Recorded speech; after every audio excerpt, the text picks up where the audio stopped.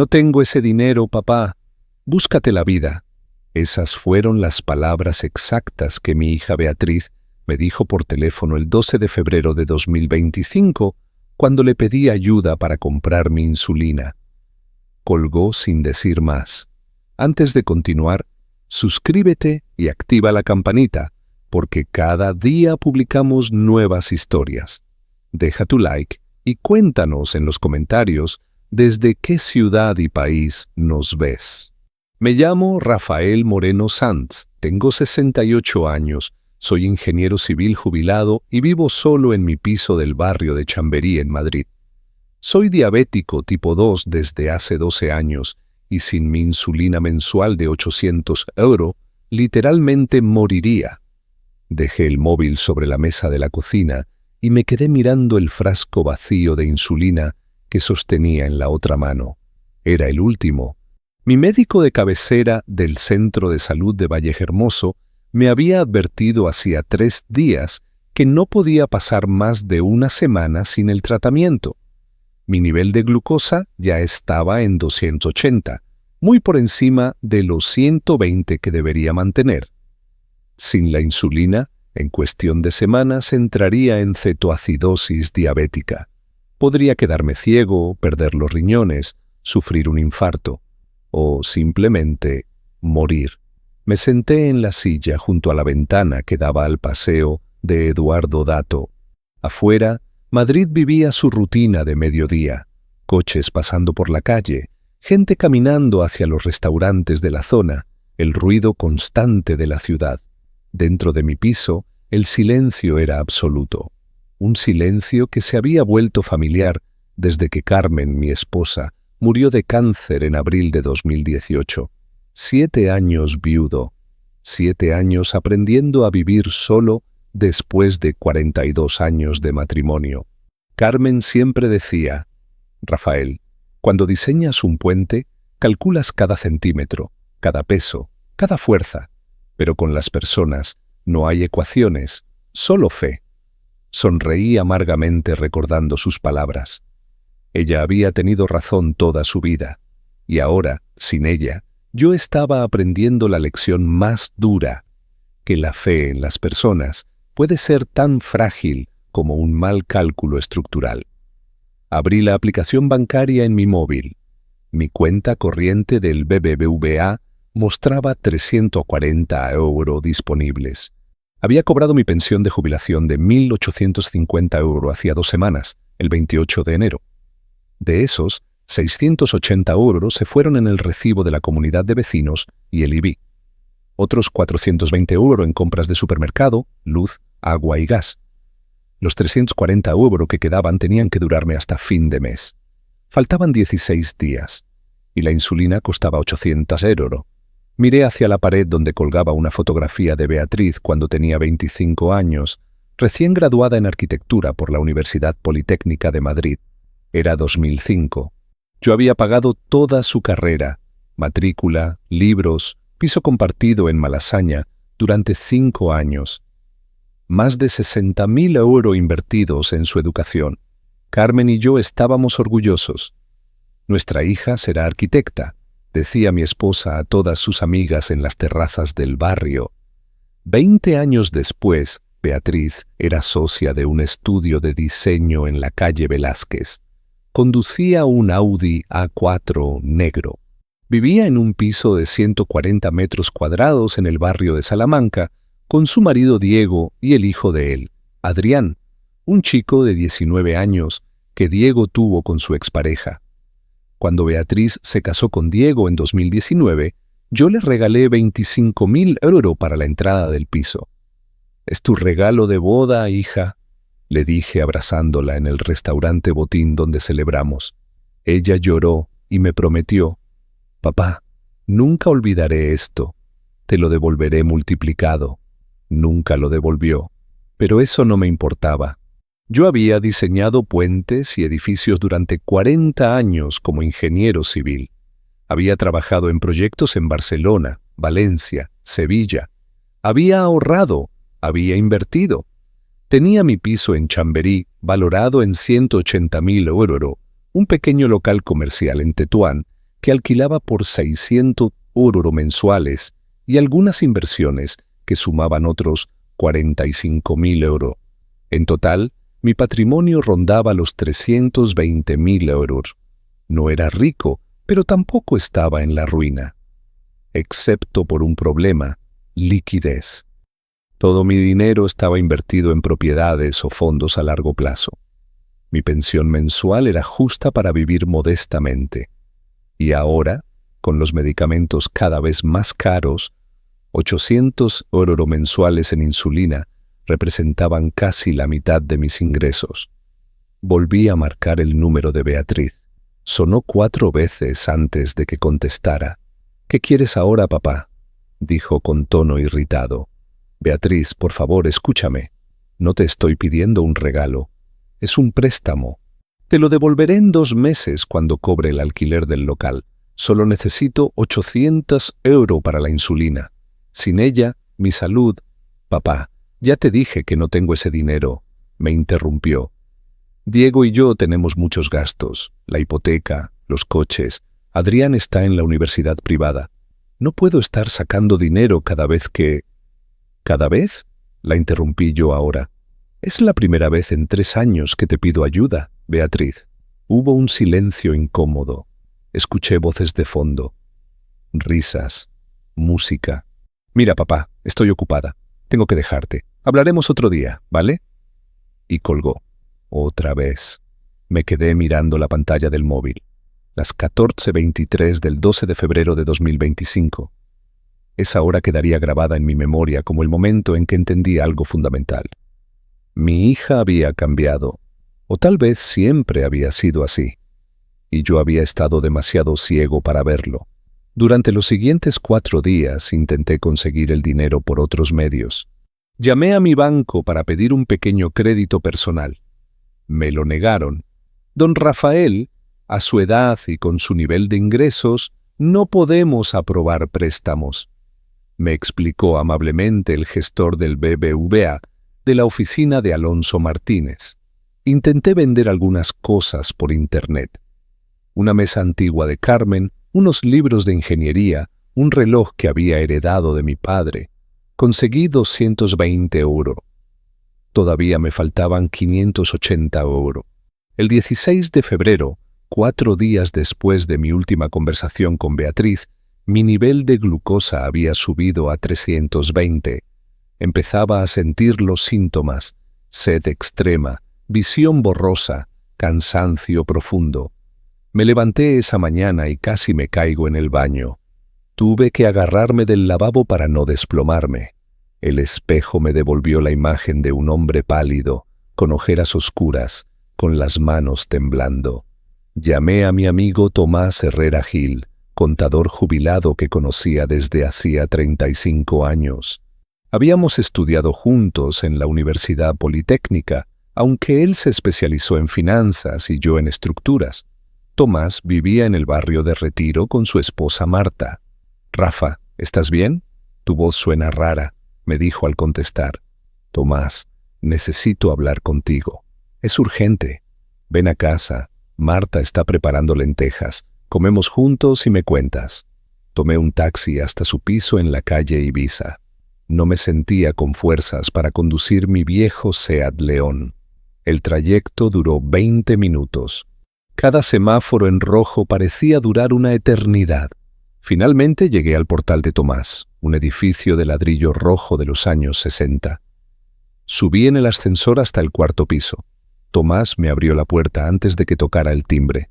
«Por Dios, Rafa, estás hecho polvo», dijo al verme. Entré y me dejé caer en el sofá de su salón. Le conté todo: la diabetes, la insulina, los 800 euros, la llamada a Beatriz, su rechazo, mi situación actual. Tomás me escuchó en silencio, con el ceño fruncido, sus manos entrelazadas bajo la barbilla, como hacía siempre que procesaba información compleja. Cuando terminé, él se quedó callado durante casi 1 minuto. Luego dijo: «Rafa, esto no tiene sentido. Beatriz gana bien, Diego también. Viven en Salamanca, por Dios. ¿Me estás diciendo que no tienen 800 euros para salvarte la vida?». Eso me dijo, que no tiene ese dinero. Tomás negó con la cabeza. Hay algo que no cuadra. Déjame investigar un poco. Entonces ocurrió algo que cambiaría todo. Marta, la esposa de Tomás, entró al salón con su móvil en la mano. Tenía 64 años, pelo gris recogido en un moño, gafas de lectura colgando de una cadena dorada. «Rafael, perdona que me meta», dijo ella, «pero acabo de ver algo en Instagram que tienes que ver». Me mostró su teléfono. En la pantalla había una publicación del perfil de Beatriz Moreno, mi hija. La foto mostraba un BMW Serie 3 negro brillante, recién salido del concesionario, con un enorme lazo rojo en el capó. En el fondo se veía claramente la fachada del BMW de la calle Alcalá en Madrid. La publicación había sido subida hacía exactamente 3 horas, a las 11:30 de esa misma mañana del 16 de febrero. Pero lo que me paralizó fue el texto que Beatriz había escrito debajo de la foto. «Feliz cumpleaños, campeón. Te mereces lo mejor. Que disfrutes tu nuevo juguete». Y había etiquetado a alguien, a Lidrian Campos 19, Adrián, su hijastro, el hijo de Diego de 19 años. Y entonces ocurrió algo que cambiaría todo. Mis manos temblaron al sostener el móvil de Marta. Amplié la foto. El BMW Serie 3 tenía matrícula nueva, las etiquetas del concesionario aún visibles en los cristales. Un coche que costaba, como mínimo, 35.000 euros. Y Beatriz lo había comprado para Adrián, el hijo de Diego, un chico que ni siquiera era su hijo biológico. Un chico al que conocía apenas desde 2019, 6 años atrás. «No tengo ese dinero, papá. Búscate la vida». Sus palabras resonaban en mi cabeza como un martillo golpeando acero. Hacía 4 días me había dicho que no tenía 800 euros para mi insulina, pero sí tenía 35.000 euros para un coche de lujo para un joven de 19 años. Devolví el móvil a Marta sin decir nada. No podía hablar. Sentí que algo se rompía dentro de mi pecho, algo que había tardado 68 años en construirse. No era rabia todavía. Era algo peor. La certeza absoluta de que mi hija me había mentido a la cara mientras yo me moría lentamente por falta de medicación. Tomás se levantó del sofá y se sirvió un vaso de agua. Lo bebió de un trago, después se giró hacia mí con expresión grave. «Rafa, escúchame bien», dijo con voz firme. «Esto no es casualidad ni mala suerte. Esto es una decisión consciente. Tu hija decidió que la vida de ese chico vale 35.000 euros y la tuya no vale 800 euros. Necesitas entender la magnitud de lo que acaba de pasar». Asentí lentamente. Mi cerebro de ingeniero empezaba a funcionar de nuevo, organizando los datos, analizando las estructuras, buscando los puntos débiles. Carmen solía decir que yo era demasiado racional, que no todo en la vida era como diseñar un puente. Pero en ese momento, esa racionalidad fue lo único que me salvó de desmoronarme completamente. «Quiero que me ayudes a recordar», le dije a Tomás. «Necesito hacer memoria de todo lo que le di a Beatriz estos años. Cada euro, cada préstamo, cada regalo». Tomás asintió. «Voy por mi ordenador. Vamos a hacer una lista completa». Pasamos las siguientes 2 horas reconstruyendo mi historial financiero con Beatriz. Tomás tenía acceso a su portal de asesoría fiscal donde guardaba copias de mis declaraciones de la renta desde 2010. Yo recordaba perfectamente cada transferencia bancaria, cada cheque, cada ocasión en que mi hija me había pedido dinero. Empecé por el principio, por los años de universidad. Entre 2000 y 2005, los 5 años de carrera de arquitectura, le había pagado matrícula completa en la Universidad Politécnica. Eran 1.200 euros por año académico en aquella época. También le pagué un piso compartido en Malasaña que costaba 450 euros mensuales, más todos sus gastos de manutención, otros 300 euros al mes. Sumé mentalmente 5 años, 750 euros mensuales de alquiler y manutención, más las matrículas. Total, 51.000 euros aproximadamente. Después vino su máster en diseño sostenible en la Universidad Europea de Madrid en 2006. 2 años más, matrícula de 8.500 euros por año. Otros 17.000 euros que yo pagué íntegramente porque Carmen insistió. Rafael, nuestra hija tiene que especializarse. Es su futuro. En 2008, cuando la crisis económica golpeó España, Beatriz perdió su primer trabajo en un estudio de arquitectura que cerró. Estuvo sin empleo durante 14 meses. Yo le pasé 600 euros mensuales para que pudiera pagar su alquiler y no tuviera que volver a vivir conmigo. Fueron 8.400 euros más. Rafa, espera, interrumpió Tomás mirando su ordenador. Aquí tengo una transferencia tuya de marzo de 2012 por 12.000 euros. ¿Qué fue eso? Cerré los ojos recordando. Su coche, el Peugeot 208 que quería. Dijo que lo necesitaba para ir a reuniones con clientes. Yo acababa de cobrar la liquidación de un proyecto en Valencia. Se lo regalé. Tomás tecleó en su ordenador. Y aquí hay otra en julio de 2015. Otros 7.500 euros. Un viaje a Nueva York, recordé amargamente. Dijo que era un congreso de arquitectura sostenible, que haría contactos importantes para su carrera. Le pagué el vuelo, el hotel, las inscripciones, todo. Pero lo más fuerte vino después, cuando Beatriz conoció a Diego Campos Ruiz en 2017. Diego era abogado, divorciado, con un hijo de 11 años llamado Adrián. Desde el principio vi que Diego tenía problemas económicos. Su ex-esposa le había dejado endeudado tras un divorcio conflictivo. Beatriz se enamoró perdidamente de él. Carmen, que ya estaba enferma de cáncer, me dijo en la cama del hospital Gregorio Marañón: Rafael, ese hombre no me gusta, pero Beatriz es adulta. No podemos elegir por ella. Carmen murió en abril de 2018. Beatriz lloró en el funeral, pero apenas me visitó durante el duelo. Estaba ocupada planeando su boda con Diego. Se casaron en junio de 2019, 1 año y 2 meses después de que su madre muriera. Yo les regalé 25.000 euros para la entrada del piso en Salamanca. Era el dinero que Carmen y yo habíamos ahorrado durante 20 años para nuestra jubilación. Lo di sin dudarlo porque pensé, es mi única hija.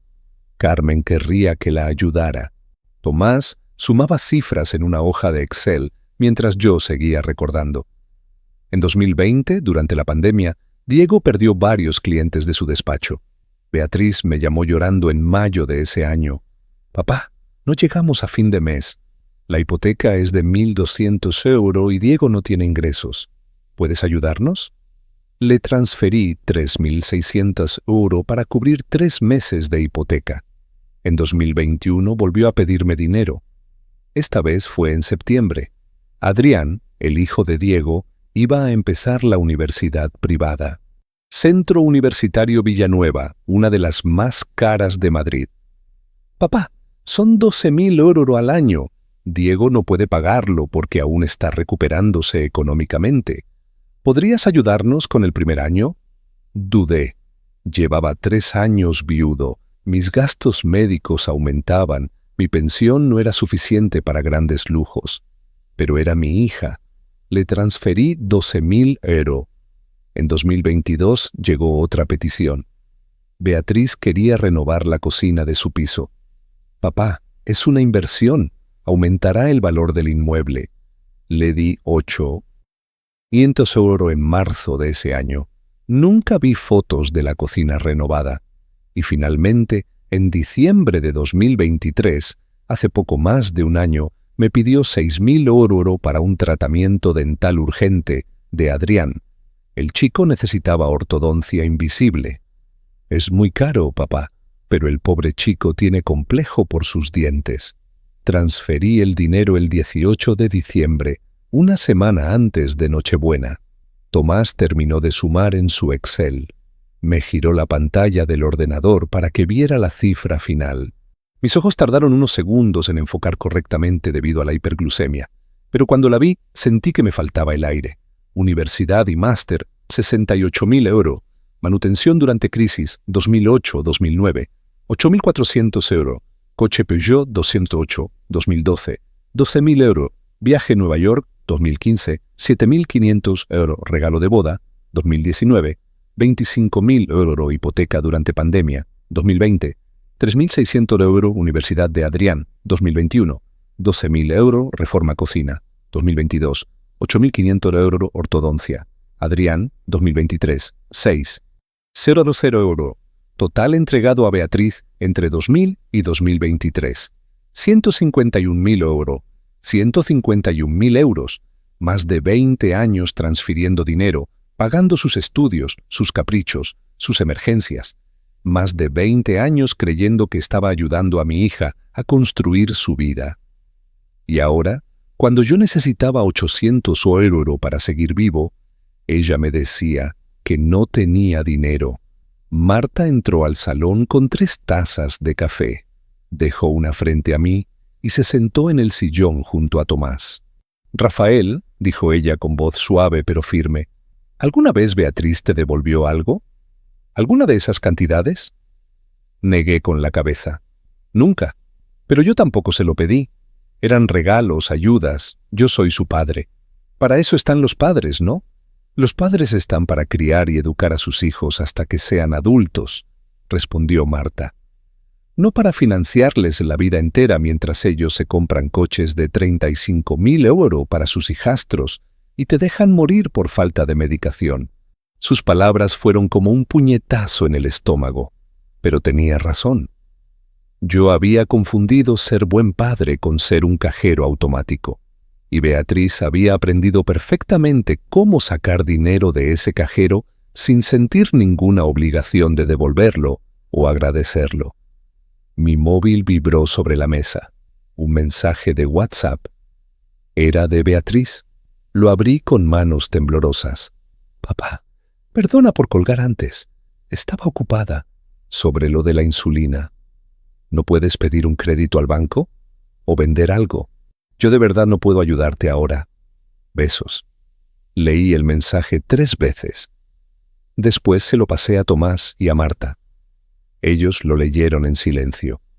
El rostro de Tomás se endureció. «Esto es increíble», murmuró él. «Te sugiere que pidas un crédito o vendas tus cosas mientras ella acaba de gastarse 35.000 euros en un coche para un chico que ni siquiera es su hijo». De repente, algo cambió dentro de mí. La tristeza se transformó en algo diferente. No era rabia todavía. Era determinación fría, calculada, como cuando diseñaba un proyecto complejo y sabía exactamente qué hacer en cada fase de construcción. «Tomás», le dije mirándolo directamente a los ojos, «necesito que me ayudes con algo, como contador, como asesor fiscal, como mi amigo. Quiero saber exactamente cuánto dinero tiene Beatriz, sus ingresos, sus cuentas, sus propiedades, todo lo que sea legal obtener». Tomás asintió lentamente. «¿Puedo hacer algunas consultas? Ella es autónoma. Sus declaraciones son públicas en ciertos registros. Diego también. Déjame investigar. Y otra cosa», continué. «Necesito un abogado, el mejor que conozcas, alguien especializado en derecho de familia y herencias». Marta me miró con los ojos muy abiertos. «Rafael, ¿qué vas a hacer?» «Lo que debí hacer hace mucho tiempo», respondí con voz firme. «Dejar de ser el padre idiota que lo da todo y no recibe nada. Carmen me enseñó que ninguna estructura aguanta si los cimientos están mal construidos. Pues bien, los cimientos de mi relación con Beatriz están podridos. Es hora de reconstruirlos o demolerlos por completo». Salí del piso de Tomás a las 18:30 de esa tarde. Tomé otro taxi de vuelta a Chamberí. Durante el trayecto, mi nivel de glucosa seguía alto. Mi visión seguía borrosa. Mi cuerpo seguía débil. Pero mi mente nunca había estado más clara. Pasé 6 semanas sin insulina después de ese día. Mi glucosa llegó a 450. Estuve al borde de la muerte. Pero lo que Beatriz no sabía era que esas 6 semanas yo las usé para construir algo. Algo que ella nunca vio venir. Las siguientes 6 semanas fueron las más duras de mi vida. Desde el 16 de febrero hasta el 30 de marzo de 2025 viví sin insulina. Mi cuerpo se deterioraba día tras día. El 20 de febrero, mi glucosa estaba en 380. El 28 de febrero llegó a 420. El 15 de marzo alcanzó 450, un nivel que mi médico del Centro de Salud Vallehermoso calificó como potencialmente mortal.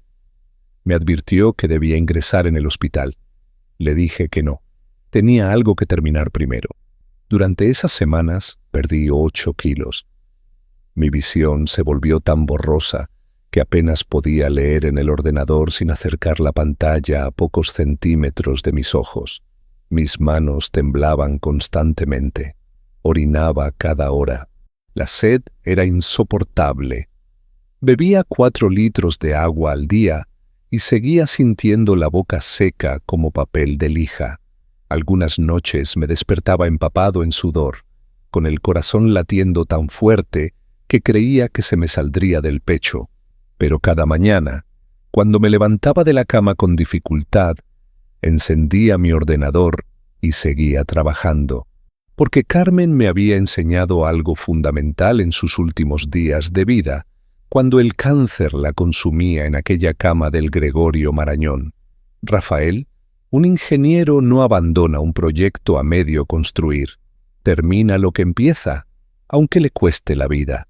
El 19 de febrero, 3 días después de ver la foto del BMW de Adrián, Tomás me llamó a las 9 de la mañana. «Rafa, tengo información», dijo con voz seria. «¿Puedes venir a mi despacho?» «Prefiero enseñarte esto en persona». Tomás mantenía una pequeña oficina de asesoría fiscal en la calle Goya, cerca de la plaza de Manuel Becerra. Llegué en metro porque ya no me fiaba de conducir con mi visión deteriorada. El trayecto desde Chamberí me llevó 35 minutos. Cuando llegué a su despacho en el segundo piso de un edificio antiguo, Tomás me abrió personalmente. Su secretaria estaba de baja. Me senté frente a su escritorio de madera oscura. Tomás tenía 3 carpetas abiertas delante de él, llenas de papeles con números, gráficos, sellos oficiales. Se quitó las gafas y me miró con expresión grave. «Rafa, he conseguido acceso legal a las declaraciones fiscales de Beatriz de los últimos 5 años, también las de Diego. Son documentos públicos para ciertos profesionales como yo. Lo que he encontrado es perturbador». Abrió la primera carpeta. Beatriz declaró ingresos brutos de 85.000 euros en 2024. Su estudio de arquitectura facturó bien. Diego declaró 62.000 euros de su despacho de abogacía. Entre los dos, ingresos familiares de 147.000 euros anuales. Eso es más de 12.000 euros al mes. Sentí que algo se retorcía en mi estómago. 12.000 euros al mes. Y me había dicho que no tenía 800 euros para mi insulina. Tomás continuó. Su hipoteca del piso en Salamanca es de 1.200 euros mensuales. Tienen 2 coches, el Audi A4 de Beatriz, financiado con 480 euros al mes, y el Mercedes clase C de Diego, otros 520 euros mensuales. La universidad privada de Adrián cuesta 12.000 euros al año, que divido en 1.000 euros al mes. Sumando gastos de comunidad, seguros, suministros, comida y ocio, calculo que gastan entre 6.500 euros y 7.000 euros mensuales. Hizo una pausa. Eso significa que deberían estar ahorrando entre 5.000 euros y 5.500 euros cada mes. En 5 años habrían acumulado más de 300.000 euros en ahorros. ¿Y los tienen?, pregunté. Tomás negó con la cabeza lentamente. Aquí es donde viene lo interesante. Según el registro de la propiedad, Diego tiene embargos preventivos sobre su despacho por deudas con Hacienda. Debe 45.000 euros a la agencia tributaria desde 2020. Nunca los pagó. Abrió la segunda carpeta. Pero hay más. Diego también tiene deudas con 3 entidades bancarias, BBVA, Santander y La Caixa, préstamos personales que solicitó entre 2018 y 2021 y que nunca devolvió completamente. Total adeudado 68.000 euros. Me quedé paralizado. Beatriz sabe esto. No solo lo sabe, respondió Tomás, sino que ella también tiene deudas, 2 tarjetas de crédito con Visa y Mastercard, ambas al límite. Debe 22.000 euros entre las dos, y aquí viene lo peor. Abrió la tercera carpeta. Dentro había extractos bancarios, estados de cuenta, documentos con el logotipo del BBVA. Tomás señaló una línea específica. El 10 de febrero de 2025, 6 días antes de que te negara los 800 euros para tu insulina, Beatriz realizó un pago de 35.000 euros al concesionario BMW de la calle Alcalá. Compró el coche de Adrián al contado. ¿De dónde sacó ese dinero?, pregunté con voz temblorosa. Tomás me miró directamente a los ojos. Vendió acciones de un fondo de inversión que tenía desde 2015, un fondo que, curiosamente, tú le ayudaste a abrir cuando le regalaste 50.000 euros aquel año para que aprendiera a invertir. ¿Lo recuerdas? Lo recordaba. Era 2015. Yo acababa de terminar un proyecto grande en Sevilla. Cobré una bonificación de 50.000 euros. Beatriz me dijo que quería aprender sobre finanzas, que quería ser responsable con el dinero. Le transferí los 50.000 euros para que abriera un fondo. Es tu futuro, hija, le dije. 10 años después, ese dinero que yo le regalé se había convertido en aproximadamente 72.000 euros gracias a los intereses compuestos. Y ella había vendido la mitad, 35.000 euros para comprarle un BMW a Adrián, mientras a mí me dejaba morir sin insulina. Tomás, dije con voz ronca, necesito ese abogado, ahora. Tomás asintió. Ya lo llamé. Se llama Javier Sotomayor Prieto. Tiene 52 años. Es socio principal de Sotomayor y Asociados, uno de los mejores bufetes de derecho de familia de Madrid. Su despacho está en la calle Serrano. Tiene una cita disponible mañana a las 11 de la mañana. Al día siguiente, 20 de febrero, tomé el metro hasta la estación de Serrano. El despacho de Javier Sotomayor estaba en un edificio señorial del barrio de Salamanca, curiosamente a solo 4 calles del piso donde vivía mi hija. Subí al 5º piso en un ascensor de espejos. Una secretaria elegante me recibió y me hizo pasar a una sala de reuniones con paredes de madera y ventanas enormes que daban al paseo de la Castellana. Javier Sotomayor entró 5 minutos después. Era un hombre alto, de pelo gris perfectamente peinado, traje azul marino, corbata roja. Me estrechó la mano con firmeza. Don Rafael, Tomás me ha contado su situación por encima, pero necesito que usted me cuente todo desde el principio. No omita ningún detalle. Pasamos 2 horas y media en esa sala. Le conté mi historia completa. Los 151.000 euros entregados a Beatriz durante 24 años, la diabetes, los 800 euros de insulina, su negativa, el BMW de 35.000 euros para Adrián, mi estado de salud actual. Javier tomaba notas en una tablet, sus dedos tecleando rápidamente. Cuando terminé, él dejó la tablet sobre la mesa y entrelazó sus manos. Don Rafael, legalmente usted tiene varias opciones. Primero, puede demandar a su hija por incumplimiento de la obligación de alimentos. El Código Civil español establece que los hijos tienen el deber legal de asistir económicamente a sus padres cuando éstos lo necesitan y no pueden valerse por sí mismos. Usted tiene 68 años, es diabético, necesita medicación vital de 800 euros mensuales y su hija tiene capacidad económica para ayudarle, pero se niega. Eso es causa clara de demanda. Asentí. ¿Qué más? Segundo, continuó Javier, puede modificar su testamento inmediatamente. Si ella no cumple con su obligación filial, usted no está obligado a dejarle herencia. puede desheredarla legalmente por causa de abandono.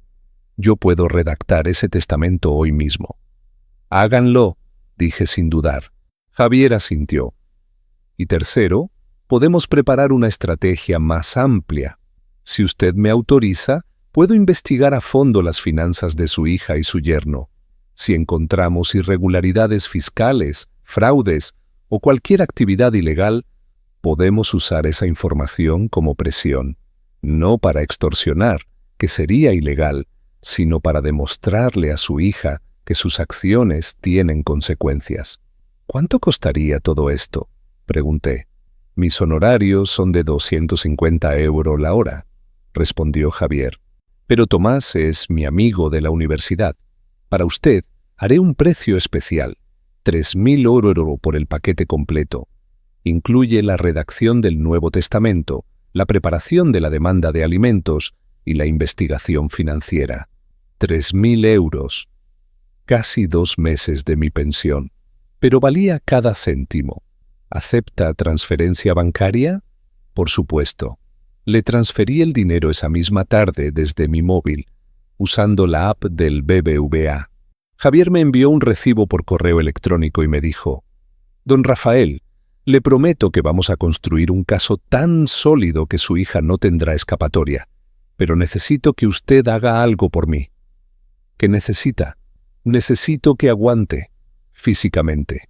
Necesito que no se muera antes de que terminemos esto. ¿Puede hacer eso?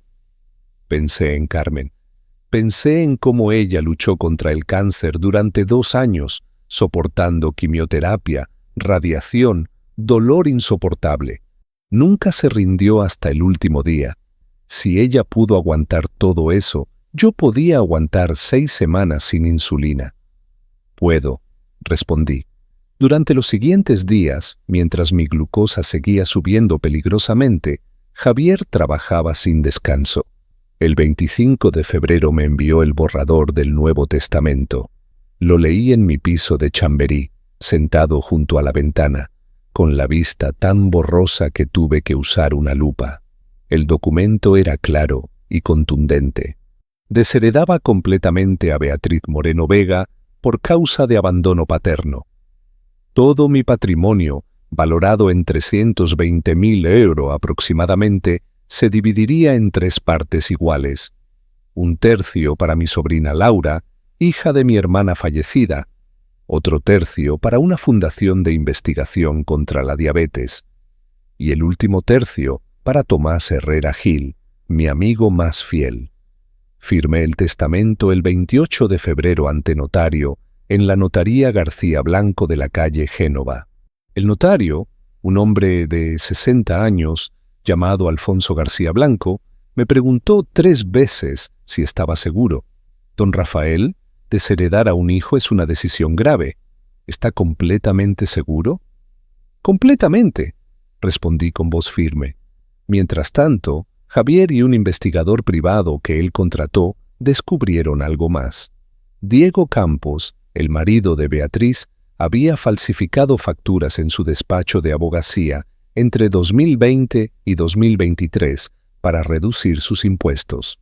Era fraude fiscal. Javier reunió toda la documentación y preparó un dossier completo. El 15 de marzo, cuando mi glucosa llegó a 450 y casi perdí la conciencia en mi piso, Tomás me encontró tirado en el suelo del baño. Llamó a una ambulancia. Me llevaron al Hospital Clínico San Carlos. Estuve ingresado 3 días. Los médicos me salvaron la vida con insulina intravenosa. Mi cuerpo estaba en cetoacidosis diabética avanzada. Otro día más sin tratamiento y habría muerto. Pero sobreviví. Y el 30 de marzo, exactamente 6 semanas después de que Beatriz me negara los 800 €, salí del hospital con una receta de insulina que Tomás pagó de su propio bolsillo. «Te lo devolveré», le dije. «Ya lo sé», respondió él. Esa misma tarde Javier me llamó. «Don Rafael, todo está listo. El testamento está registrado. La demanda de alimentos está preparada. El dossier sobre Diego está completo. ¿Cuándo quiere que empecemos?» Miré por la ventana de mi piso. Era un día soleado de primavera en Madrid. Los árboles del paseo Eduardo Dato estaban floreciendo. La vida seguía su curso normal para todos, excepto para mí. Y pronto, excepto para Beatriz. Mañana, respondí. Empezamos mañana. Y entonces llegó el momento que cambiaría todo para siempre. El 31 de marzo de 2025, a las 10 de la mañana, me reuní con Javier Sotomayor y su investigador privado en el despacho de la calle Serrano. El investigador se llamaba Miguel Ortega Fuentes, tenía 48 años, ex policía de la Brigada de Delitos Económicos, ahora trabajaba de forma independiente. Era un hombre de aspecto ordinario, estatura media, pelo castaño corto, gafas discretas. El tipo de persona que pasaría desapercibida en cualquier sitio. Miguel colocó sobre la mesa 3 dispositivos pequeños del tamaño de una moneda de 2 euros. Eran grabadores de audio de última generación, comprados legalmente en una tienda especializada de la calle Fuencarral. Don Rafael, explicó Miguel con voz tranquila, estos dispositivos tienen autonomía de 72 horas continuas. Se activan por voz, es decir, solo graban cuando detectan conversación. Tienen memoria para 200 horas de audio. Son completamente legales si se instalan en su propia propiedad o en lugares donde usted tiene derecho a estar. ¿En mi propia propiedad?, pregunté confundido. Javier intervino. Su hija tiene llaves de su piso en Chamberí, ¿correcto? Usted nos dijo que a veces va a visitarle sin avisar. Sí, tiene llaves desde hace años, pero no viene casi nunca. La última vez fue en diciembre de 2024, hace 4 meses. Perfecto, dijo Javier. Entonces podemos instalar los dispositivos en su propio piso, en la cocina, en el salón, en su despacho. Si ella entra y habla con alguien allí, tenemos derecho legal a grabar porque es su domicilio privado. Miguel añadió, también podemos instalar uno en su coche, el Seat León. Si ella le pide que la lleve a algún sitio y mantiene conversaciones dentro, esas grabaciones son legales porque el vehículo es suyo. Asentí lentamente.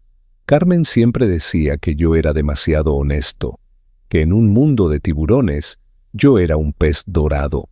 Pero había aprendido algo en estos últimos 45 días. A veces, para sobrevivir a los tiburones, hay que desarrollar dientes propios. Instalen los dispositivos, ordené. Esa misma tarde, Miguel vino a mi piso de Chamberí. Instaló el primer grabador detrás del microondas en la cocina, oculto entre los cables eléctricos. El segundo lo colocó debajo de la mesa del salón, pegado con cinta adhesiva de doble cara en la parte inferior de madera. El tercero lo instaló en mi despacho, dentro de un diccionario técnico de ingeniería que nadie abriría jamás. «Listo», dijo Miguel después de 40 minutos de trabajo. «Ahora solo queda esperar. Si su hija viene y habla con alguien, lo grabaremos todo». No tuve que esperar mucho. El 3 de abril, un jueves por la tarde, sonó el timbre de mi piso. Eran las 17:15. Abrí la puerta y allí estaba Beatriz. Llevaba un vestido azul elegante, zapatos de tacón, el pelo recogido en un moño. Parecía recién salida de una reunión de trabajo. «Hola, papá», dijo con sonrisa forzada. «¿Puedo pasar?» Era la primera vez que la veía en persona desde febrero, desde antes de que me negara el dinero para la insulina. Mi primer instinto fue cerrarle la puerta en la cara, pero recordé los grabadores. Necesitaba que entrara, necesitaba que hablara. «Claro, pasa», dije haciéndome a un lado. Beatriz entró y se sentó en el sofá del salón, exactamente debajo de donde Miguel había instalado el grabador bajo la mesa. Perfecto. Yo me senté en el sillón frente a ella, manteniendo expresión neutral. «¿Quieres un café?», ofrecí. «No, gracias. No puedo quedarme mucho. Tengo una reunión con un cliente a las 6 en Retiro». Hubo un silencio incómodo. Ella miraba alrededor del piso, evitando mi mirada. Yo esperaba. Carmen me enseñó que en las negociaciones, el que habla primero pierde. Así que esperé. Finalmente, Beatriz habló. Papá, vine porque me enteré de que estuviste en el hospital. Adrián me dijo que te vio salir del Clínico San Carlos hace una semana. ¿Estás bien? Interesante. No preguntó por qué estuve en el hospital. No preguntó por mi diabetes. Solo preguntó si estaba bien, de forma mecánica, como quien pregunta por el clima. Estuve 3 días ingresado, respondí con voz neutra. Cetoacidosis diabética. Mi glucosa llegó a 450. Los médicos dijeron que otro día sin insulina y habría muerto. Vi cómo su rostro palideció ligeramente, pero se recuperó rápido. Papá, yo no sabía que era tan grave. ¿Por qué no me llamaste? La miré directamente a los ojos. Te llamé, Beatriz, el 12 de febrero. Te pedí 800 euros para la insulina. Me dijiste que no tenías ese dinero, que me buscara la vida. Ella bajó la mirada. Papá, ya te expliqué que en ese momento no podía.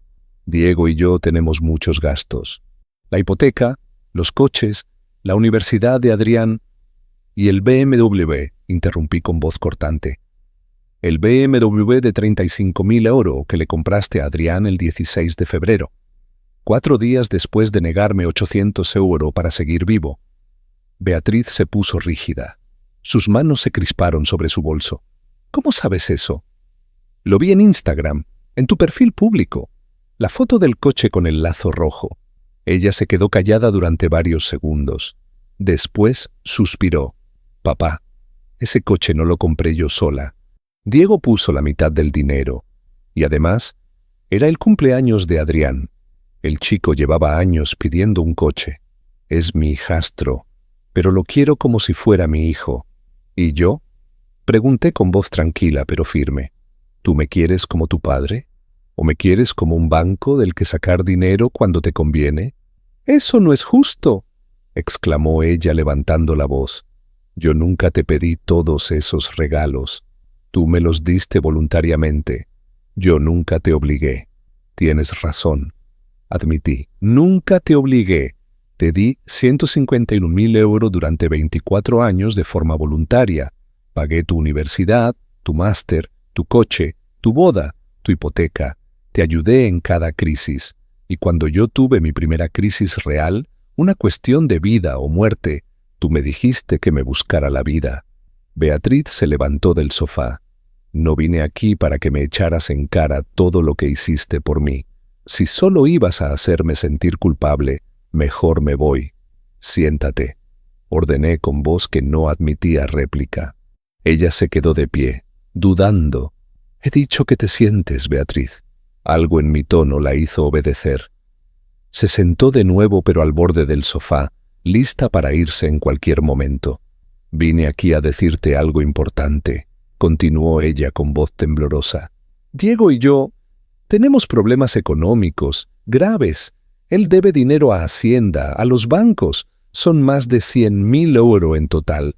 Nos están presionando. Podrían embargarnos el piso. Ahí estaba la verdadera razón de su visita. No vino a ver cómo estaba mi salud. Vino a pedirme más dinero. ¿Y qué esperas que haga yo?, pregunté. Papá, tú tienes propiedades. El piso de Chamberí vale al menos 180.000 euros. El local que alquilas en Tetuán, tus inversiones.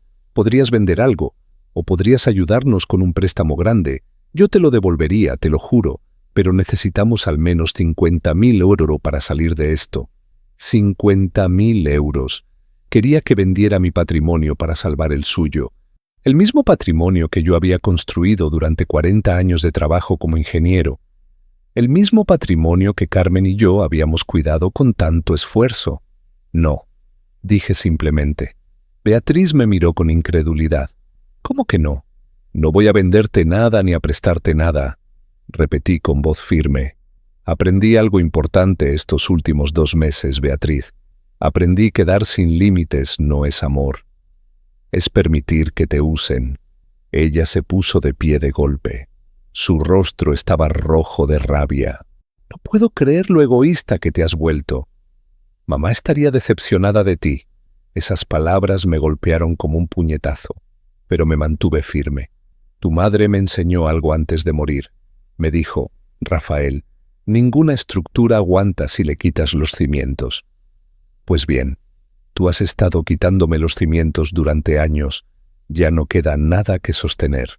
Beatriz agarró su bolso y caminó hacia la puerta. Antes de salir, se giró y me miró con odio puro. ¿Sabes qué, papá? Ojalá te hubieras muerto en ese hospital. Al menos así habría heredado algo antes de que lo malgastes todo. Cerró la puerta de un portazo. El sonido resonó en todo el piso. Me quedé sentado en el sillón, inmóvil, procesando lo que acababa de escuchar. Mi propia hija deseándome la muerte. No por rabia momentánea. Lo dijo con convicción, con frialdad calculada. Saqué mi móvil y llamé a Miguel. ¿Lo grabaste todo? Cada palabra, respondió él. Ya lo descargué de los dispositivos de forma remota. Tengo toda la conversación en audio digital con fecha y hora exactas. Y don Rafael, lo que dijo al final, eso es oro legal. Demuestra abandono emocional y deseo de heredar. Javier podrá usar esto en el juzgado. Esa noche no pude dormir. Estuve despierto hasta las 4 de la madrugada, sentado en mi despacho, repasando extractos bancarios de los últimos 10 años. Tomás me había conseguido copias de todas mis cuentas del BBVA y la Caixa. Imprimí cada página y las extendí sobre mi escritorio. Empecé a marcar con rotulador amarillo cada transferencia que había hecho a Beatriz. Cada una tenía su fecha, su cantidad exacta, su concepto. No las listé en papel, pero las revisé una por una en mi mente, recordando el contexto de cada pago. Recordé la transferencia de 8.000 € del 15 de julio de 2019. Beatriz me llamó llorando, diciendo que necesitaba urgentemente ese dinero para el coche usado. Yo acababa de cobrar mi pensión y tenía ahorros. Se los di sin dudar. Después supe que el coche costó 6.500 €. Los otros 1.500 € nunca supe en qué los gastó. Recordé los 3.500 € del 22 de diciembre de 2019. Era la primera Navidad sin Carmen. Beatriz me dijo que quería hacer una cena familiar especial, que necesitaba dinero para regalos. Le transferí el dinero. Pasé esa Nochebuena solo en mi piso porque ella canceló la cena en el último momento. Dijo que Diego tenía una cena de empresa. Recordé los 12.000 € de septiembre de 2021 para la Universidad de Adrián. Beatriz vino a mi piso con el chico. Adrián me dio la mano educadamente y me dijo, «Don Rafael, le prometo que estudiaré mucho y aprobaré todas las asignaturas. No defraudaré su inversión». Nunca más me habló directamente. Ni un mensaje de agradecimiento. Nada. Cada transferencia era una historia. Cada cantidad representaba un momento donde yo elegí confiar, donde elegí ser generoso, donde elegí priorizar las necesidades de mi hija sobre las mías propias. Y ella había convertido mi generosidad en una obligación, mi amor en una fuente de financiamiento ilimitada. A las 5 de la mañana, cuando el sol comenzaba a iluminar Madrid desde el horizonte, tomé una decisión. Ya no sería más el padre generoso. Ya no sería más el ingeniero que construye puentes para que otros los crucen sin mirar atrás. Carmen me enseñó a construir estructuras sólidas, pero también me enseñó que a veces, cuando una estructura está dañada sin reparación posible, hay que demolerla y construir algo nuevo desde cero. El 5 de abril, 2 días después de la visita de Beatriz, recibí otra grabación. Esta vez no fue en mi piso, fue en mi coche. Beatriz me había llamado ese día pidiendo que la recogiera en su oficina de la calle Velázquez, porque su Audi estaba en el taller. Accedí, pero activé el grabador que Miguel había instalado bajo el asiento del copiloto. Durante el trayecto de 25 minutos desde su oficina hasta su piso en Salamanca, Beatriz habló por teléfono con Diego. Puso el altavoz porque decía que le dolía la oreja de sostener el móvil. No sabía que cada palabra quedaba registrada. «Diego, mi padre no va a ayudarnos», dijo ella con voz frustrada. «Le pedí los 50.000 € y me dijo que no. Se ha vuelto un egoísta». La voz de Diego respondió desde el altavoz. «Entonces tenemos que encontrar otra forma. ¿Cuánto vale su piso?» «Al menos 180.000 €, respondió Beatriz. «Y tiene un local comercial que alquila. Ese vale unos 80.000 €, más sus inversiones. En total debe tener más de 300.000 €. ¿Y si le pasara algo?», preguntó Diego con tono calculador. «Es viejo, está enfermo. La diabetes puede matarlo en cualquier momento». Sentí que mi sangre se helaba mientras escuchaba esto más tarde en el despacho de Javier.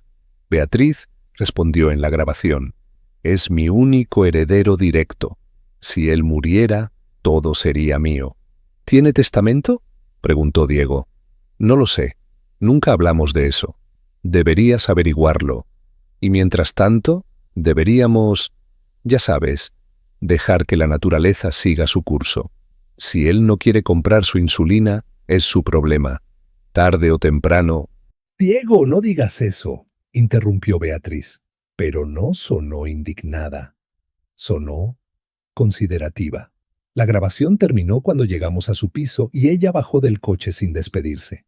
Cuando Javier escuchó esa conversación en su despacho, su rostro se volvió sombrío. «Don Rafael, esto es muy grave. Están hablando de dejarlo morir para heredar. Eso podría interpretarse como incitación al abandono con resultado de muerte. Es delictivo. Y entonces supe exactamente qué hacer a continuación». El 8 de abril de 2025, a las 10 de la mañana, me reuní con Javier Sotomayor y 2 personas más en su despacho de la calle Serrano. Además de Miguel Ortega, el investigador privado, estaba presente una mujer de unos 55 años llamada Elena Vidal Romero.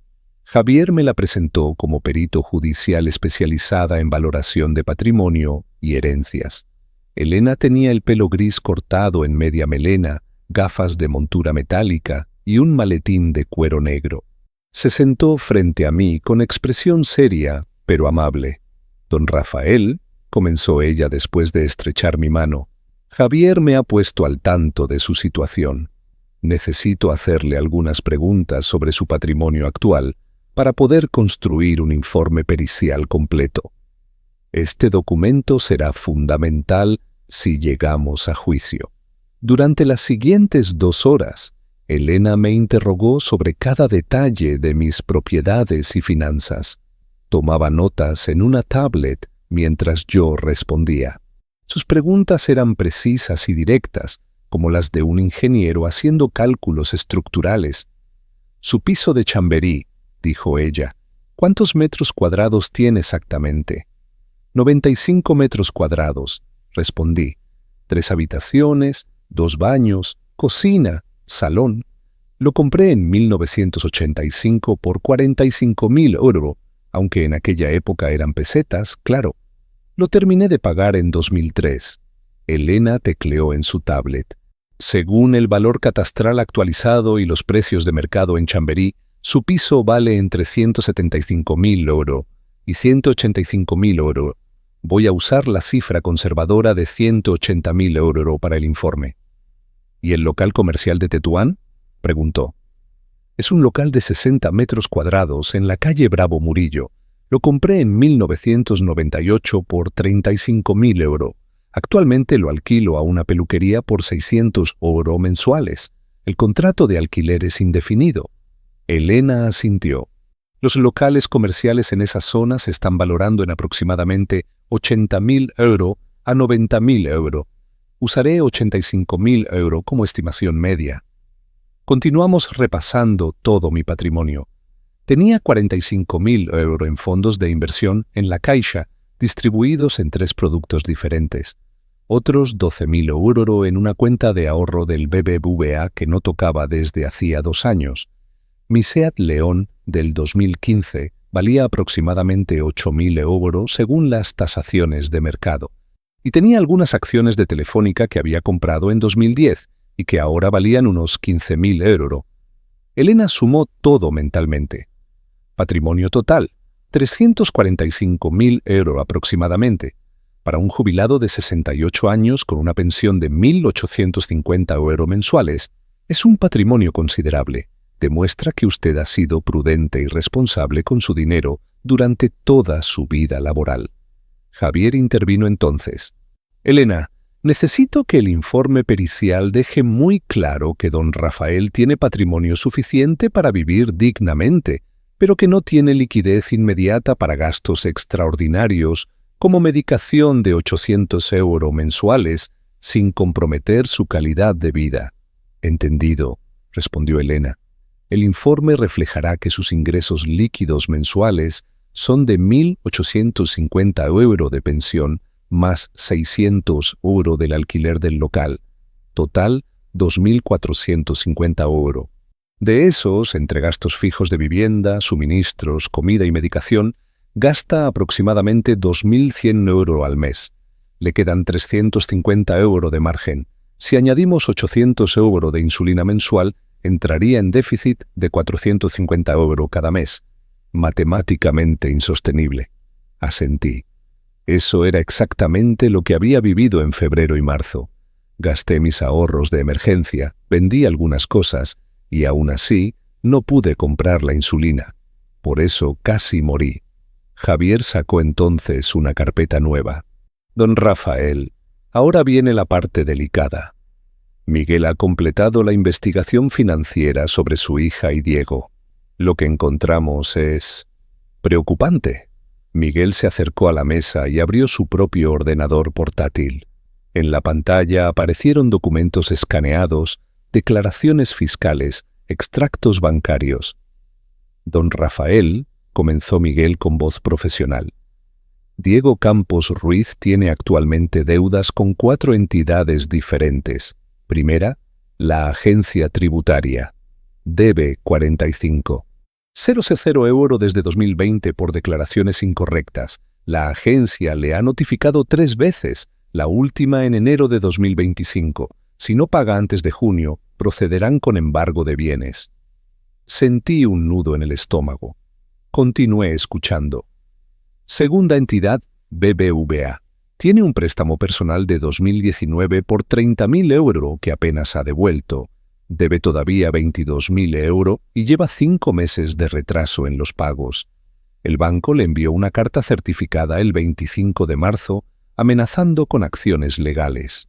Tercera entidad, Banco Santander. Otro préstamo personal de 2021 por 25.000 euros. Debe 18.000 euros, también con retrasos de 4 meses. Cuarta entidad, La Caixa. Línea de crédito de 15.000 euros que agotó completamente en 2023. Debe los 15.000 euros más intereses. Total, 16.500 euros. Miguel hizo una pausa. Sumando todo, 45.000 euros a Hacienda, 22.000 euros al BBVA, 18.000 euros al Santander, 16.500 euros a La Caixa, total, 101.500 euros en deudas. 101.500 euros. Diego estaba arruinado, y mi hija estaba casada con él. ¿Y Beatriz? Pregunté. Su hija también tiene problemas, continuó Miguel.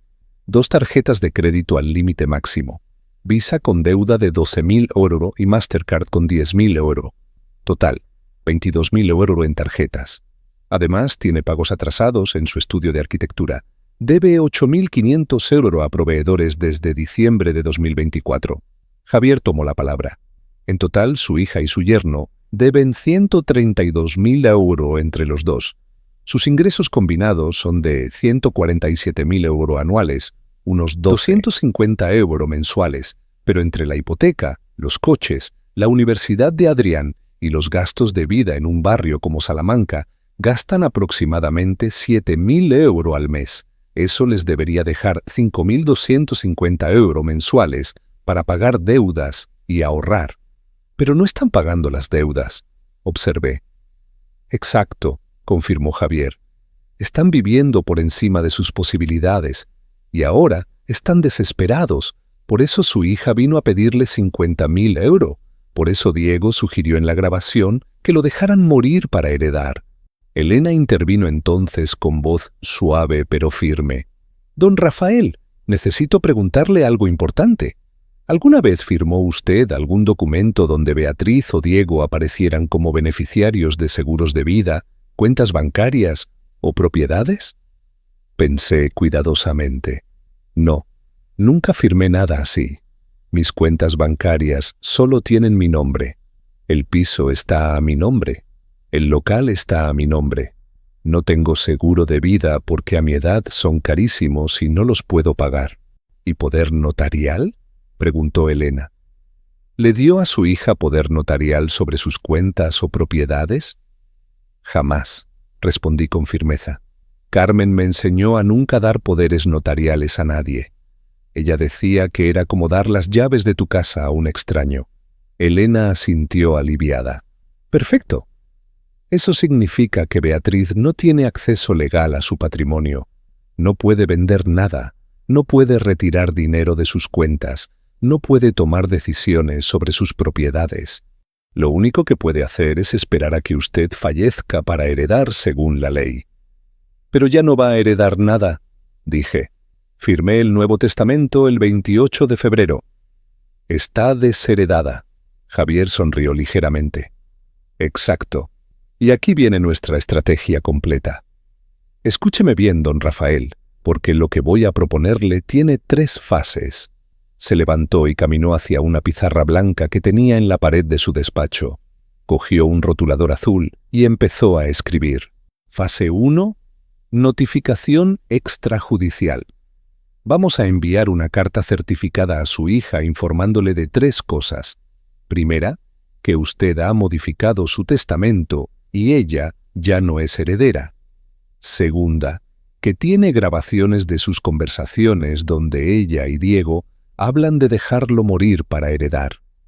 Tercera, que si no acepta pagar una pensión de alimentos de 1.000 euros mensuales para cubrir su medicación, procederemos con demanda judicial. Mi corazón latía fuerte. Continuó. Fase 2. Presión legal. Si ella se niega a pagar la pensión de alimentos, presentaremos la demanda en el juzgado de primera instancia de Madrid. Tenemos todas las pruebas, las grabaciones, los extractos bancarios demostrando los 151.000 euros que le dio durante 24 años, su situación médica grave, su falta de liquidez y la capacidad económica de ella. Ningún juez español permitirá que una hija deje morir a su padre diabético cuando ella gana 85.000 euros anuales. ¿Y la fase 3? Pregunté. Javier me miró con expresión seria. Fase 3. El dossier sobre Diego. Miguel ha reunido evidencia de que Diego falsificó facturas entre 2020 y 2023 para evadir impuestos. Eso es fraude fiscal, delito penado con cárcel en España. Si su hija no coopera, si sigue negándose a ayudarle, entregaremos este dossier a la Fiscalía Provincial de Madrid. Diego podría ir a prisión entre 2 y 5 años. Me quedé en silencio procesando todo esto. Era una estrategia perfecta, construida con la precisión de un proyecto de ingeniería. Cada fase se apoyaba en la anterior. Cada movimiento estaba calculado. ¿Es legal hacer esto?, pregunté finalmente. Completamente, respondió Javier. No estamos extorsionando, estamos usando información legal para defendernos de una situación de abandono filial. La notificación extrajudicial es un procedimiento estándar. La demanda de alimentos es un derecho que usted tiene bajo el Código Civil español. Y reportar fraude fiscal a la Fiscalía es obligación de cualquier ciudadano que tenga evidencia de un delito. Elena añadió: Don Rafael, su hija tomó una decisión cuando le negó los 800 euros para su insulina. Tomó otra decisión cuando gastó 35.000 euros en un BMW para su hijastro. Y tomó una tercera decisión cuando habló con su marido sobre dejarlo morir para heredar. Ahora usted tiene derecho a tomar sus propias decisiones y tiene derecho a protegerse. Miré a las 3 personas que estaban en ese despacho ayudándome. Javier, el abogado brillante, Miguel, el investigador meticuloso, Elena, la perito precisa. Ninguno de ellos era familia mía, ninguno de ellos me debía nada, pero estaban allí, trabajando para defenderme, porque era lo correcto. Y entonces pensé en Beatriz, mi única hija, la niña a la que crié durante 43 años, a la que pagué la universidad, a la que regalé 151.000 euros a lo largo de su vida. Y ella no estaba allí. Ella estaba en su piso de Salamanca planeando cómo dejarme morir para heredar mi patrimonio. Procedan con la fase 1, ordené con voz firme. Envíen la notificación extrajudicial mañana mismo.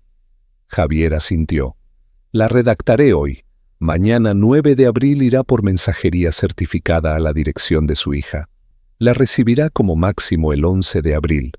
Tendrá 10 días para responder. Esa noche, en mi piso de Chamberí, me senté en el despacho donde Carmen solía hacer sus crucigrama cada tarde. Sobre el escritorio tenía una foto de ella tomada en 2015, 3 años antes de morir. Sonreía en la foto, sentada en un banco del Retiro, con el sol de primavera iluminando su rostro.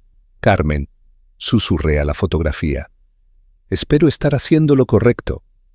Espero que entiendas por qué tengo que hacer esto. Y entonces recordé algo que ella me dijo en el hospital, 2 días antes de morir. Yo estaba llorando junto a su cama, sosteniendo su mano delgada y fría. Ella abrió los ojos y me miró con esa mirada profunda que siempre me desarmaba. Rafael, me dijo con voz débil, cuando yo me vaya, prométeme algo. Prométeme que nunca dejarás que nadie te trate como si no valieras nada, ni siquiera nuestra hija, especialmente nuestra hija, porque si la educamos para que tome sin dar nada a cambio, no la ayudamos, la destruimos. En ese momento, en abril de 2018, no entendí completamente lo que quería decir, pero ahora, 7 años después, lo entendía perfectamente. El 11 de abril, como Javier había predicho, Beatriz recibió la notificación extrajudicial. Miguel había instalado una cámara de seguridad discreta en el portal de mi edificio, con mi permiso, para grabar las reacciones si ella venía. No vino, pero sí llamó. A las 20:35 de esa noche, mi móvil sonó. Era ella. Dejé que sonara 5 veces antes de contestar. Cuando lo hice, grité. Gritó durante 3 minutos seguidos. Palabras que nunca pensé escuchar de mi hija. Me llamó viejo manipulador, miserable, tacaño. Dijo que las grabaciones eran ilegales, que la estaba chantajeando, que me demandaría por difamación. Escuché todo sin interrumpir. Cuando terminó, hubo un silencio pesado. Entonces hablé. Beatriz, tienes 10 días para decidir. O aceptas pagar 1.000 euros mensuales para mi medicación, o nos vemos en el juzgado. Tú eliges. Colgué antes de que pudiera responder. Y entonces supe que la verdadera batalla apenas comenzaba. Los 10 días después de la notificación extrajudicial fueron los más largos de mi vida. Desde el 11 de abril hasta el 21 de abril de 2025, cada mañana me despertaba esperando una respuesta de Beatriz. Cada noche me acostaba sin noticias. El plazo vencía el 21 de abril a las 23:59. Después de esa hora, Javier presentaría la demanda de alimentos en el juzgado de primera instancia número 8 de Madrid. Durante esos días mantuve mi rutina normal. Tomaba mi insulina religiosamente cada mañana, las jeringas que Tomás había pagado y que yo le había devuelto con el dinero del alquiler del local. Salía a caminar por el paseo Eduardo Dato. Compraba el periódico en el kiosco de la esquina. Intentaba vivir como si nada extraordinario estuviera sucediendo, pero por dentro, cada hora era una batalla contra la ansiedad. El 15 de abril, 6 días después de la notificación, recibí una visita inesperada. Eran las 11 de la mañana cuando sonó el timbre. Abrí la puerta y allí estaba un joven de aproximadamente 23 años. Era alto, delgado, con pelo castaño despeinado y ojos marrones que me resultaban extrañamente familiares. Llevaba vaqueros, zapatillas deportivas y una sudadera gris de la Universidad Complutense de Madrid. ¿Don Rafael Moreno?, preguntó con voz nerviosa. Sí, soy yo. ¿Quién eres tú? Me llamo Lucas Herrera Moreno, soy su nieto. Me quedé paralizado. Lucas, el hijo de Beatriz y su primer novio de la universidad, un chico llamado Marcos, con quien ella salió brevemente en 2001. Beatriz quedó embarazada a los 21 años. Yo le ofrecí todo mi apoyo, pero ella decidió dar al bebé en adopción. Papá, no estoy lista para ser madre, me dijo llorando. Quiero que tenga una familia mejor que la que yo puedo darle ahora. Respetamos su decisión. Carmen y yo nunca conocimos al bebé. Sabíamos que una familia de Valencia lo adoptó, pero perdimos el contacto completamente. Y ahora, 23 años después, ese bebé estaba frente a mi puerta. Lucas, repetí su nombre, sintiendo que las piernas me temblaban. Por favor, pasa. Entramos al salón. Lucas se sentó en el sofá, yo en el sillón. Nos miramos en silencio durante varios segundos. Vi en su rostro rasgos de Beatriz, la forma de los ojos, la línea de la mandíbula, pero también vi algo de Carmen en su sonrisa tímida. ¿Cómo me encontraste?, pregunté finalmente. Lucas sacó su móvil del bolsillo. Hace 2 meses solicité conocer mi identidad biológica. Es un derecho que tenemos los adoptados en España desde 2022. La Comunidad de Madrid me dio la información el 20 de marzo.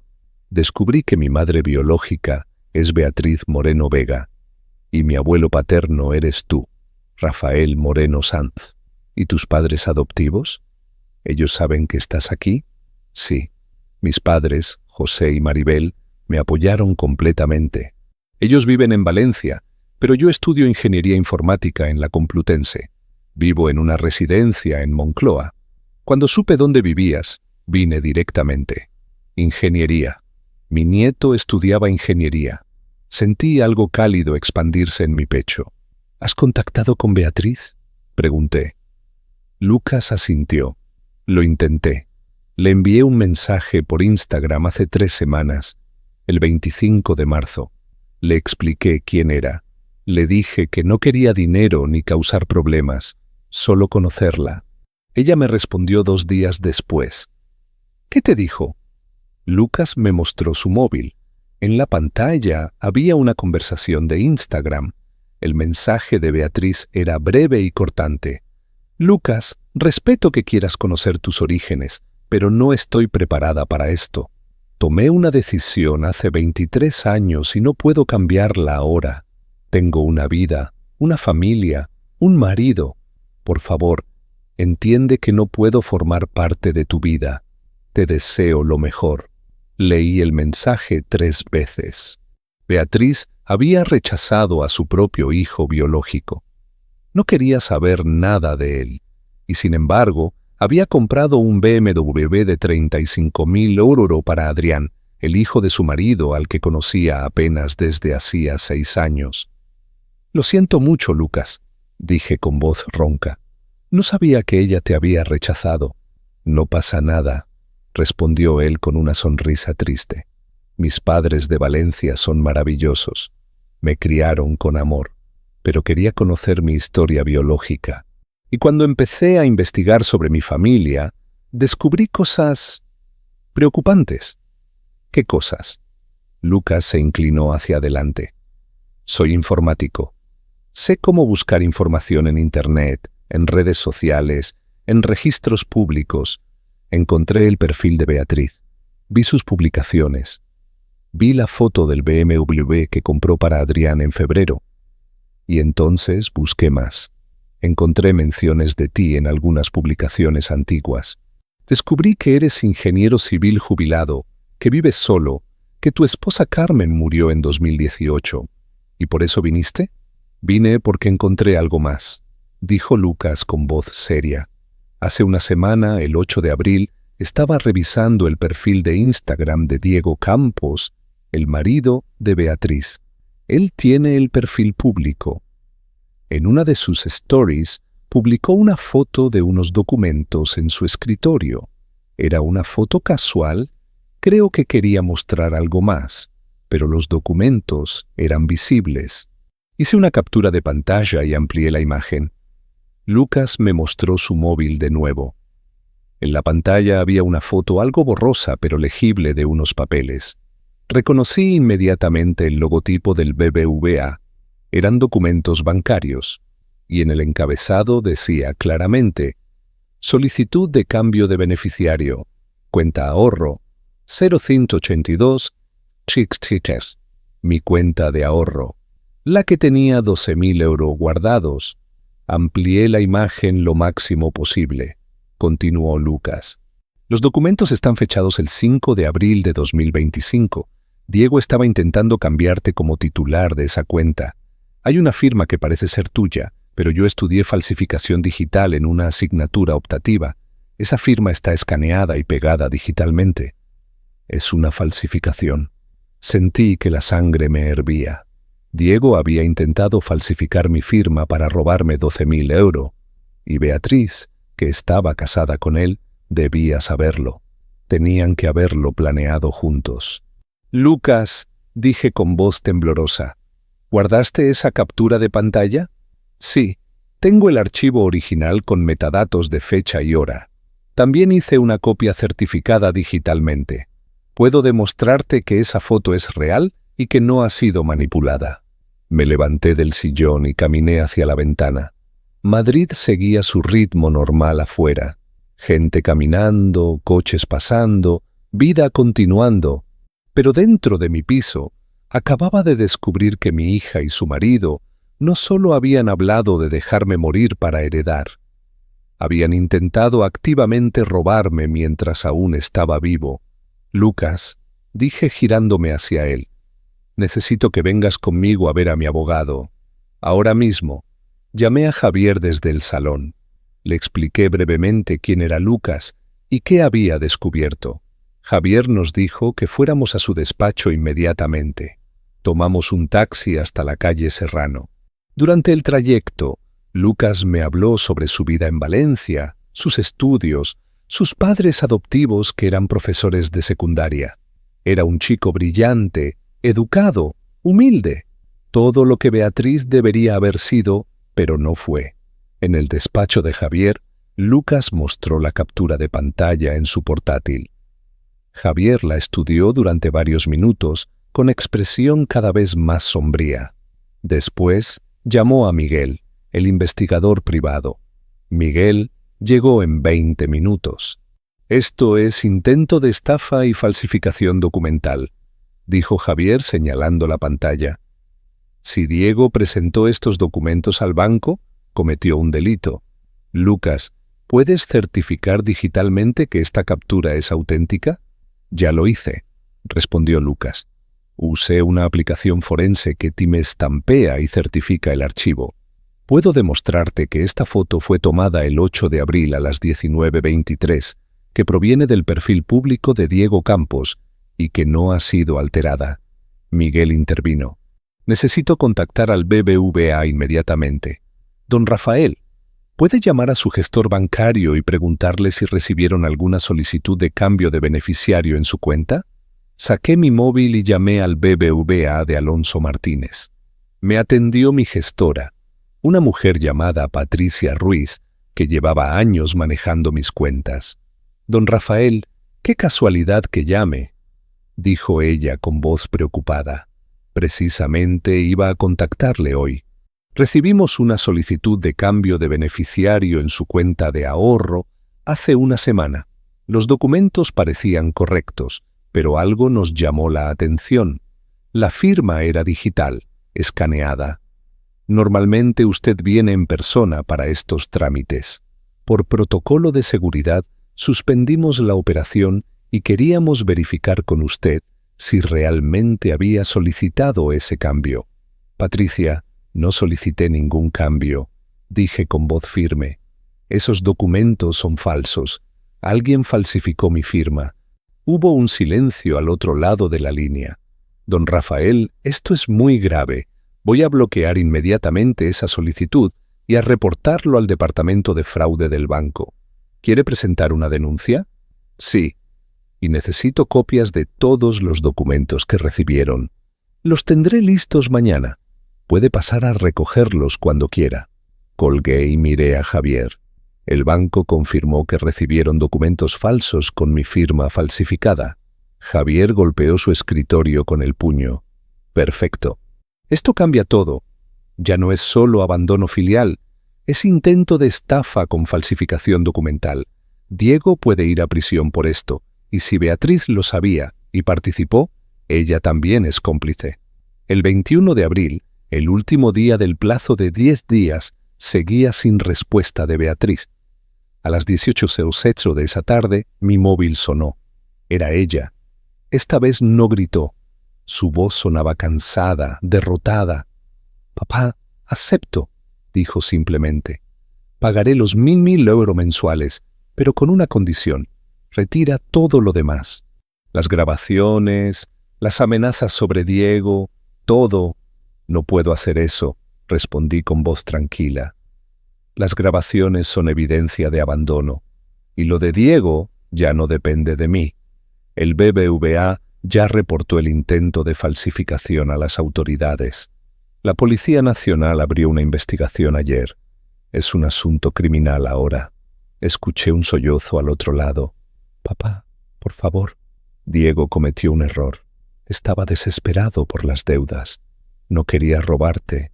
Solo pensaba pedirte ese dinero prestado. Falsificó mi firma, Beatriz. Eso no es pedir prestado. Eso es robar. Y tú lo sabías, ¿verdad? Silencio largo. Después, yo no lo sabía. Te lo juro. No te creo. Dije con voz fría. Mañana a las 10 de la mañana vendré a tu piso con mi abogado. Firmaremos un documento legal donde te comprometes a pagar 1.000 euros mensuales durante el tiempo que yo lo necesite.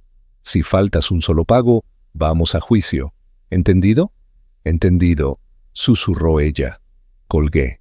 Lucas, que había escuchado toda la conversación desde el sofá de mi salón, me miró con admiración. «Abuelo, eres más duro de lo que pensaba». Sonreí por primera vez en semanas. Tu abuela Carmen me enseñó que los puentes bien diseñados aguantan cualquier tormenta, pero tienen que tener cimientos de acero. Al día siguiente, la verdadera confrontación finalmente llegaría. El 22 de abril de 2025, a las 10 de la mañana en punto, llegué al portal del edificio donde vivía Beatriz, en el barrio de Salamanca. Me acompañaban Javier Sotomayor, mi abogado, y Lucas, mi nieto recién conocido. Llevaba un maletín con todos los documentos necesarios: el acuerdo de pensión de alimentos, las grabaciones transcritas, las evidencias bancarias, el Nuevo Testamento certificado. Subimos en el ascensor hasta el 6º piso. Nadie habló durante el trayecto. El silencio era tan pesado que podía sentirlo presionando contra mi pecho. Cuando las puertas se abrieron, caminamos por el pasillo hasta la puerta del piso 6B. Toqué el timbre. 3 segundos después, la puerta se abrió. Beatriz estaba allí. Tenía ojeras profundas, el pelo recogido en una cola de caballo desprolija, sin maquillaje. Llevaba unos vaqueros y una camisa blanca arrugada. No parecía la arquitecta exitosa que proyectaba en Instagram. Parecía una mujer derrotada. Sus ojos se movieron de mí a Javier, después a Lucas. Cuando vio a Lucas, su rostro se puso pálido como el papel. «¿Qué hace él aquí?», preguntó con voz temblorosa. «Lucas es tu hijo biológico», respondí con voz firme. «Y es mi nieto. Tiene derecho a estar presente». «Papá, esto es una traición. No tenías derecho a traerlo. Yo le dije que no quería verlo». «No vine por ti», intervino Lucas con voz tranquila pero firme. «Vine por mi abuelo, porque alguien en esta familia tiene que actuar como una persona decente». Beatriz abrió la boca para responder, pero Javier la interrumpió. «Señora Moreno, ¿podemos pasar? Tenemos documentos que firmar. Cuanto antes terminemos, mejor para todos». Beatriz nos dejó entrar a regañadientes. El piso era exactamente como lo había imaginado: amplio, luminoso, decorado con muebles modernos y caros, obras de arte en las paredes, una cocina de diseño visible desde el salón. El tipo de piso que costaba al menos 350.000 euros en esa zona de Madrid. Todo pagado con la hipoteca que yo había ayudado a financiar con mis 25.000 euros de regalo de boda. Diego no estaba. Tuvo que ir a una reunión urgente, explicó Beatriz sin mirarme a los ojos. Pero yo sabía la verdad. Diego era un cobarde que no se atrevía a enfrentarme. Nos sentamos alrededor de la mesa del comedor. Javier sacó los documentos del maletín y los extendió sobre la superficie de cristal. «Señora Moreno», comenzó Javier con tono profesional, «este es el acuerdo de pensión de alimentos.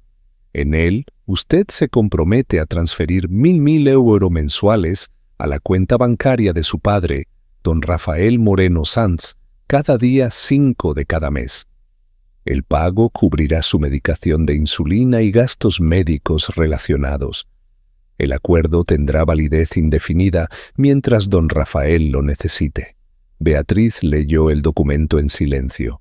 Sus manos temblaban ligeramente. Después miró a Javier. «¿Y si algún mes no puedo pagar? Entonces su padre presentará la demanda judicial que ya tenemos preparada. Y créame, con las evidencias que tenemos, ningún juez español fallará a su favor. Usted gana 85.000 euros anuales. Puede perfectamente pagar 1.000 euros mensuales para mantener vivo a su padre diabético». Beatriz se mordió el labio.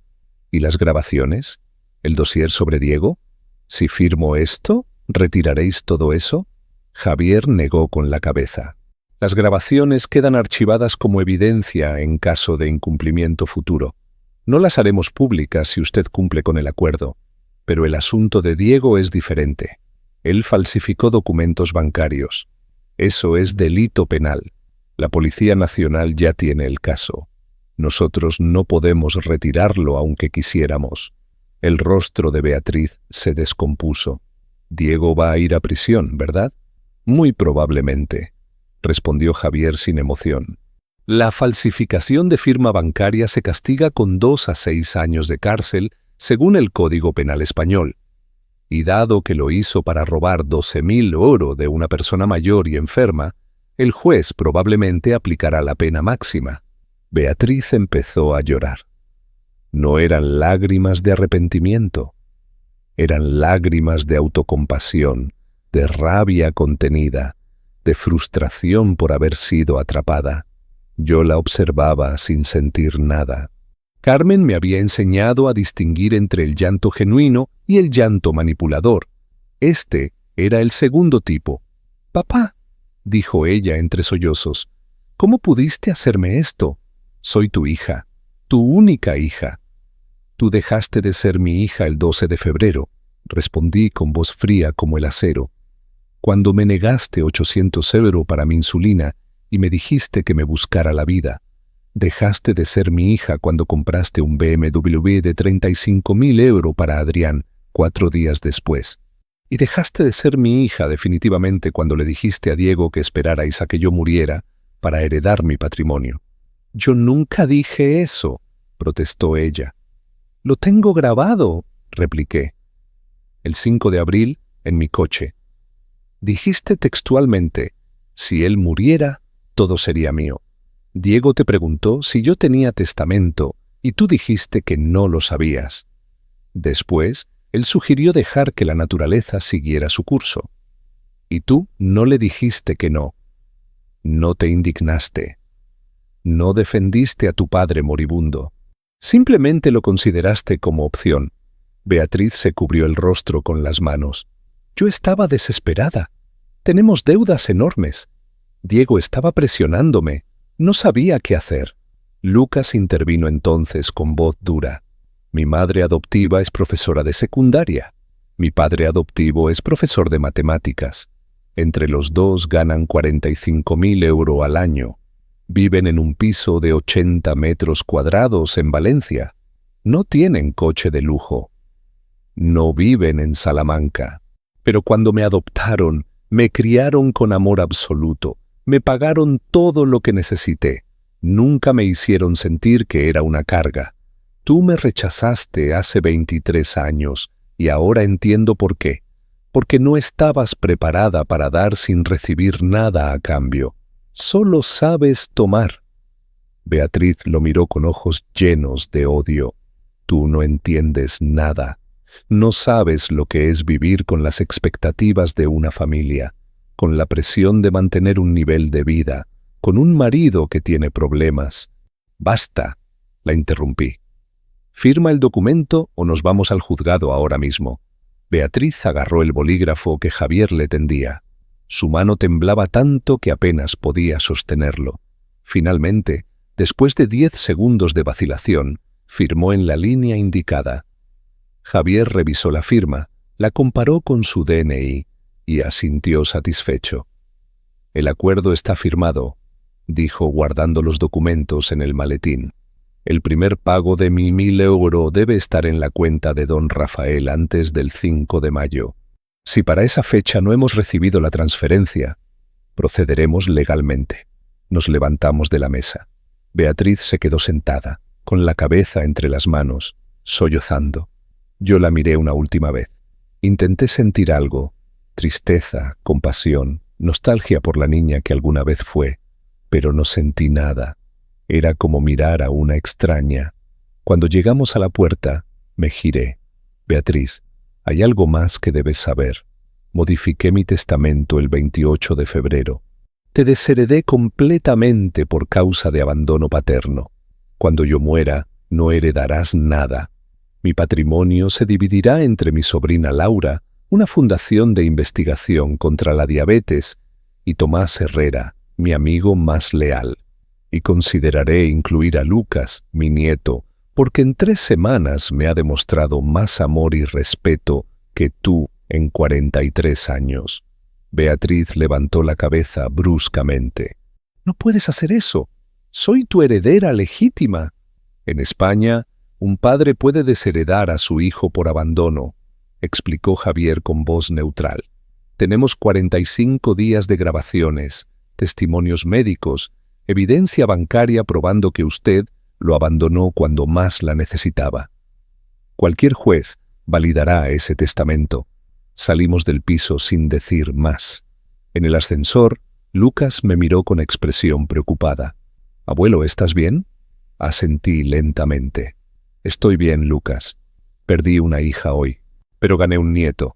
Creo que hice un buen intercambio». Lucas sonrió y me abrazó.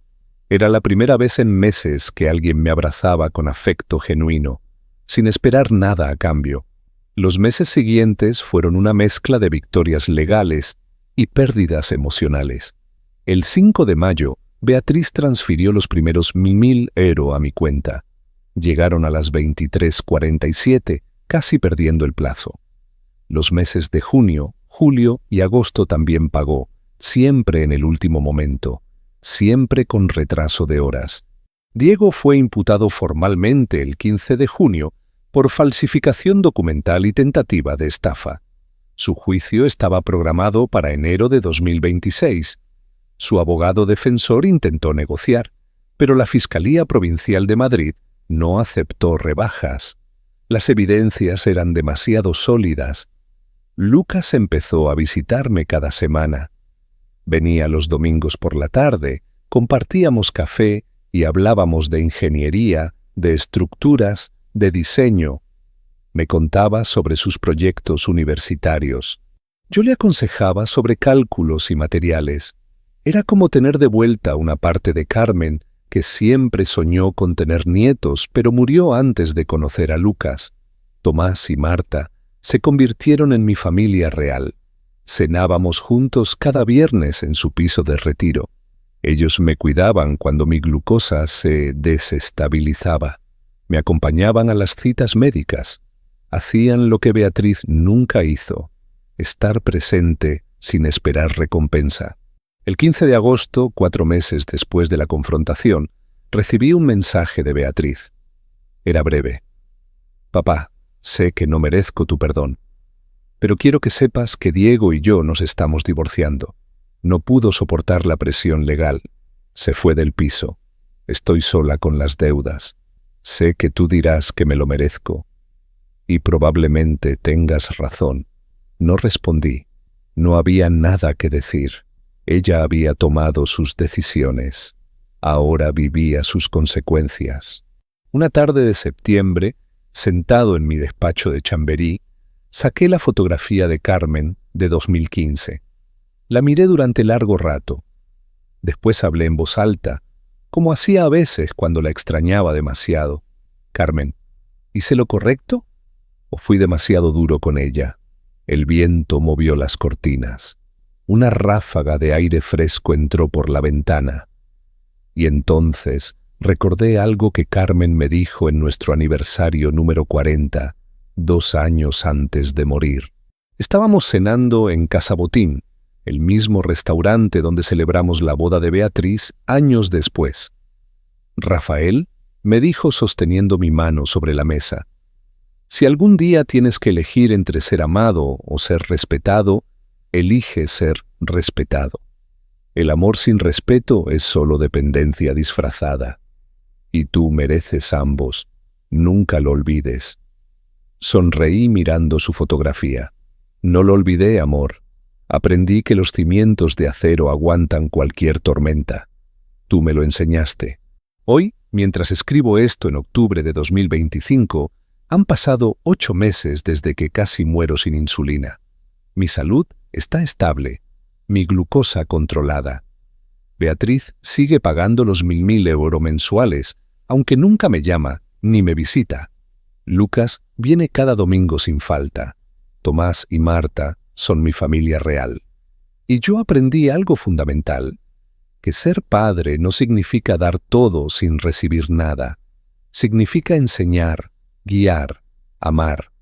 Pero también significa poner límites, exigir respeto, protegerte de quienes te usan. Carmen tenía razón sobre todo, especialmente sobre una cosa que me dijo el último día de su vida. Rafael, ninguna estructura mal diseñada puede repararse.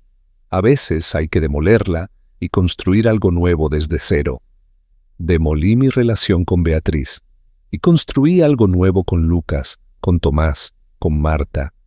Una familia basada en respeto mutuo, no en obligación ni conveniencia.